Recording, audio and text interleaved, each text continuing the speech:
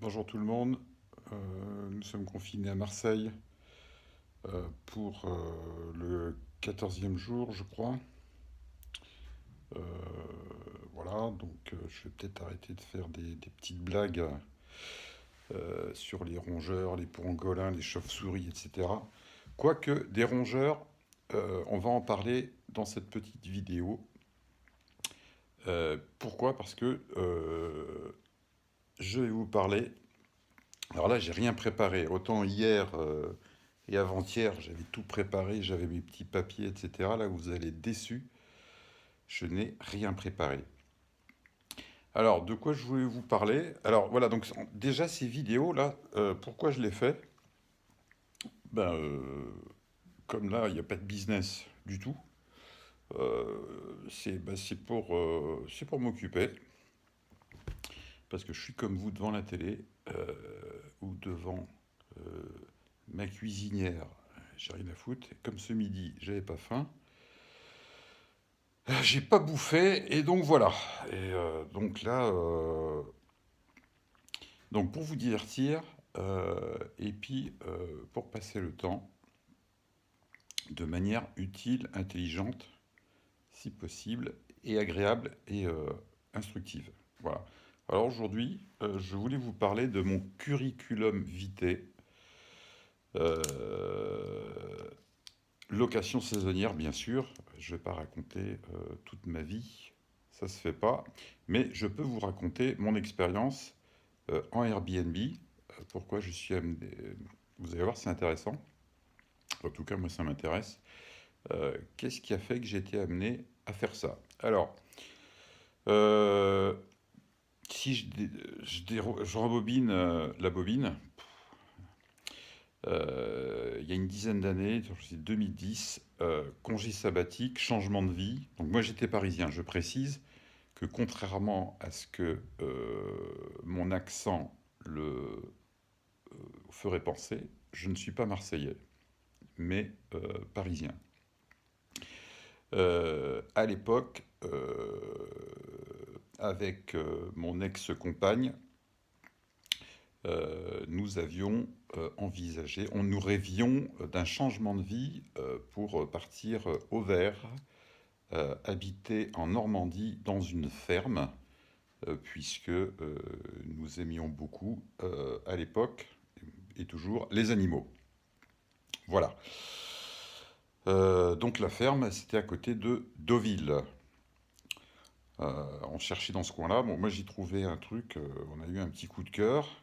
Et donc du coup, ça y est, c'est parti, congé sabbatique et compagnie. Et nous nous portons acquéreurs d'une magnifique ruine qui était, en fait, c'était un pressoir. Alors, c'est pas exactement à Deauville, c'est à 10 km dans un petit village qui s'appelle toujours Manneville-la-Pipard, qui était bien placé, parce que c'était à 2 km de la gare SNCF de Pont-l'Évêque. Donc, mais bon, à l'époque, c'était pas Airbnb, on s'en foutait de tout ça. On était avec des 806 et des J5, etc. Le train, on le prenait pas, c'était pas le problème. Bon, et voilà, vieux pressoir du XVIe siècle, plus vieux pressoir du XVIIIe siècle, complètement en ruine. Un champ avec des ronces de 2 mètres de haut inaccessibles, des silex partout, enfin, etc. Une vraie folie. Voilà, bon. Voilà, donc on commence à s'installer, on commence à faire les travaux. Donc je travaille comme un sagouin, mais même plus, tout le temps. Bon, alors ça tombait bien parce que comme j'ai toujours été sportif, et puis j'adorais les travaux manuels, le bricolage, le bâtiment. Je dirais que ça tombait bien. Et donc travaux, sans arrêt, non-stop. Et donc voilà, j'ai fait une ferme. C'était intéressant. Enfin, la ferme, au début, on l'a fait pour nous, quoi. C'était notre trip. C'était, voilà, on a fait une ferme. Alors, il y avait un âne. Au début, deux moutons. À la fin, il y en avait 20. Il y avait des chèvres, des oies, chiens, chats évidemment, des cages avec toutes sortes, avec des oiseaux, des poules. Donc du coup, il y avait des rongeurs, voilà, ça y est, je l'ai placé. Beaucoup d'ailleurs, c'était rien, c'était de la folie. Et des gros, hein, beaucoup plus gros qu'à Marseille. Bon, j'arrête. Et voilà. Alors, au bout d'un moment, nous nous sommes aperçus que les travaux, ben, ça commençait à coûter cher. Et qu'il fallait bien, notamment également, se nourrir nous-mêmes. Et donc nous avons envisagé de faire ce qui se faisait à l'époque, hein, c'était il y a 10 ans. Et donc la grande mode, c'était les gîtes, ce qu'on appelait les... J'ai noté parce que je ne me rappelais plus. Voilà, c'est ça. Les gîtes ruraux. Les gîtes ruraux. Voilà. C'était le Airbnb de l'époque. Et les chambres d'hôtes. Voilà. Alors j'ai regardé un petit peu parce que c'était des associations, enfin c'était un business en fait qui gérait tous ces trucs-là. Je regarde un petit peu le cahier des charges, il leur faut ci, il leur faut salle de bain, il faut leur donner le croissant, le petit déjeuner, une cuisine indépendante, enfin un truc de fou quoi. Et je me dis, ouh, je regarde les tarifs, 45 euros la nuit pour deux, ok très bien. Bon en gros, j'ai calculé parce que la maison, elle faisait 500 mètres, en tout ça faisait 500 mètres carrés. On a coupé finalement, on n'a pas eu les moyens, hein. On a coupé un bout pour qu'il reste que 400, c'était déjà pas mal. Et il fallait que je fasse, en gros, euh, 10 studios avec 10 salles de bain, 10 toilettes, chacun son toilette évidemment. Euh, bon, une pure folie et avec une rentabilité pas extraordinaire et, euh, et un amortissement à peu près sur une centaine d'années. Bon, donc c'était pas terrible. Voilà, voilà. Et donc, bon, les travaux continuaient, continuaient. Donc, puis bon, alors ce que j'avais fait, alors j'avais construit un chalet à côté de la maison et j'avais fait un, un dortoir qui servait pour des amis, notamment parce qu'à l'époque on avait une association aussi. Bref, donc ça servait pour les gens de l'association. Et un jour, il y a une rencontre, une copine euh, qui nous parle d'un nouveau truc qui vient de sortir, qui s'appelle Airbnb. Qu'est-ce que c'est que ce truc, Airbnb? Elle nous dit, mais vous devriez le mettre sur Airbnb, etc. Bon, alors je regarde comment c'est foutu. Bon, il y en a qui faisaient déjà du Airbnb, je regarde les tarifs. Bon, ça ressemblait aux gîtes ruraux, mais bon, c'était Airbnb. Voilà, puis c'était pas chiant, il n'y a pas besoin de ceci, de cela, on faisait ce qu'on voulait. Donc, voilà. Et alors je me dis, bon ben tiens, euh, vu la configuration de la maison, où à l'époque, malgré sa grande taille, quand on a démarré au début, il y avait une seule cuisine, un seul toilette, euh, ouais, non, non, il y avait deux toilettes, pardon, mais il y avait une seule salle de bain. Pour nous, parce que nous on habitait sur place évidemment, et pour les personnes du dortoir, parce que j'avais créé un dortoir. J'ai fait un dortoir. J'ai pas fait les travaux, je fais un dortoir. Bon après, bon, donc je me suis intéressé, j'ai commencé à regarder, à créer une annonce. Ouais, je fais des belles photos, des machins, là, et puis j'ai fixé le prix. Alors le prix, euh, j'avais été un petit peu en tâtonnement. J'avais pas fait comme les autres. Déjà à l'époque, j'avais mis un prix de exactement 19 personnes.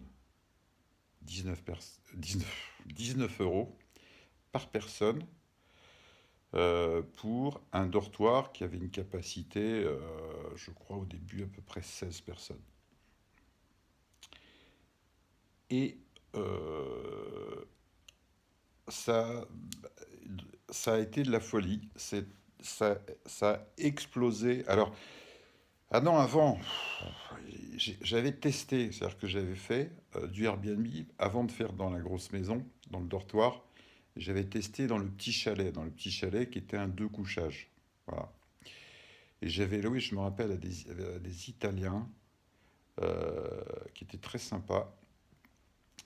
Et ils étaient venus avec leur chat. Et quand on est arrivé, parce qu'on avait un peu de retard, il était venu avec son chat. Je me rappelle, le pauvre, il était en sang. Parce qu'en fait, son chat s'était battu avec mes chiens. Et donc, pour les séparer, son chat l'avait griffé de partout. Enfin, une horreur. Bon, après, on a bien rigolé. On a fait un bon barbecue ensemble. Ça s'est arrangé. Bon. Et donc, comme ça marchait bien sur le petit chalet, vous m'avez compris, donc du coup, je m'attaque au dortoir. Bon, le dortoir, c'était quand même. Et donc, le dortoir, énormément de réservations, énormément trop. C'est-à-dire qu'en fait, 16 euros par nuit, je suis obligé d'annuler tout. Euh, je sais plus comment j'ai fait mon compte, parce que maintenant, enfin, que tu saches que si tu annules sur Airbnb, aujourd'hui, c'est 100 euros. Mais à l'époque, je sais plus, peut-être que c'était gratuit, je me rappelle plus. Bon. Et donc, il a fallu que j'ajuste le prix. Alors, euh, après, j'ai changé, mais après, j'étais beaucoup trop haut, et puis après, j'avais aucune réservation, etc., etc. Bon, finalement, je suis arrivé au bon prix, qui était de 29 euros par personne et par nuit, pour un dortoir, ce qui était colossal, colossal. Et après, j'ai fait un deuxième dortoir, et après un troisième dortoir. Ce qui s'est passé, c'est que... après, j'ai fait une deuxième salle de bain, j'ai oublié de le dire, parce que comme on était dedans, alors c'était assez rigolo, parce que des fois, il y a des bobos qui venaient, il y a des groupes de motards, il y avait, enfin, de tout. C'était surtout des enterrements de vie de jeunes filles et vie de garçons. Qu'est-ce que j'ai fait?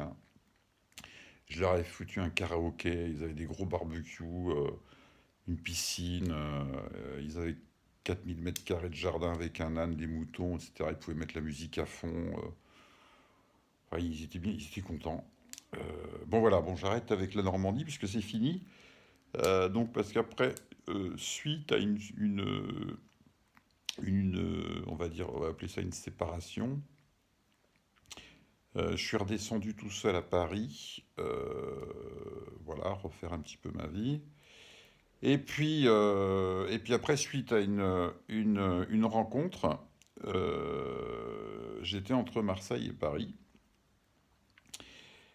Et on m'a demandé, c'était en avril, pardon, ça, avril 2018, euh, de faire du Airbnb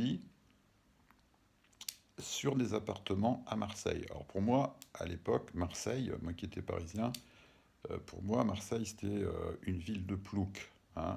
Pour moi, je me disais, mais c'est pas possible de faire Airbnb dans une ville pareille. C'est un petit peu ce qui se passe avec le professeur Raoult. Fallait que je la sorte celle-là, hein. Voilà, c'est vraiment... Non. Bah, moi, j'étais un peu comme ça, et je me disais, non, non, Marseille, ça marchera jamais, c'est pas possible, quoi. Quand tu vois le truc, c'est trop dégueulasse, etc. Si, vas-y, mets-moi mes appartements à Airbnb. Bon, ok, d'accord. Bon, voilà, bah, j'ai bossé, j'ai aménagé, j'ai fait homestaging et compagnie. Et puis c'était en mai 2018. Ça a décollé, mais comme ça, tout de suite, à fond, à fond, à fond, à fond. Bon, voilà. Et donc, bah, il y avait deux appartements dont je m'occupais. Bon, après, j'ai recruté une personne pour faire la conciergerie. Moi, je faisais juste le pilotage de l'appli. Parce qu'après, j'étais remonté travailler sur Paris.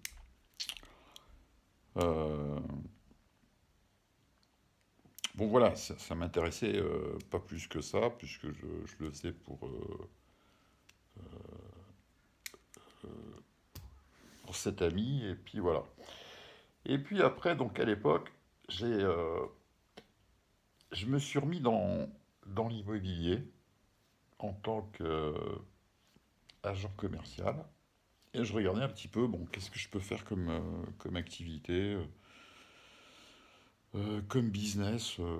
Bon, bah, pas trop, pas grand-chose, puisque je dirais il y avait tellement d'intervenants sur le marché. Si c'était pour faire la même chose que les autres, c'était pas très intéressant. Et du coup, je me suis intéressé sérieusement euh, à l'activité location saisonnière et par rapport à la conciergerie, par rapport aux sociétés qui s'en occupaient, et beaucoup par rapport à l'aspect juridique. Et sur Paris, les nouvelles lois euh, d'interdiction du Airbnb ont fait que j'ai cherché la faille le plus possible pour essayer de vendre soit des appartements avec cession de commercialité, ou soit des locaux commerciaux avec changement de destination. Mais malgré cela, c'était extrêmement compliqué. Mais bon, du coup, alors, bah, j'ai rencontré plein de monde, plein vraiment des pointures, quoi, toutes sortes des avocats, des machins, des gens à l'urbanisme, de,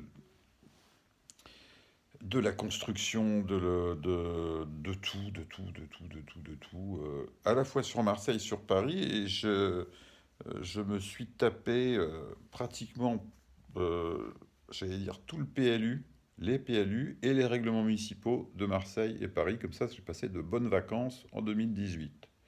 Donc voilà, je commençais à en avoir plein la tête. Puis après, des rencontres. J'ai regardé le marché, qu'est-ce qui se passe, qui fait quoi. Euh, j'ai appris qu'il y avait les Jeux Olympiques euh, en 2024. Bon, ça va peut-être être poussé en 2035 avec ce qui se passe, c'est pas drôle. Et donc, du coup, voilà, je me suis dit, mais il y a quelque chose à faire.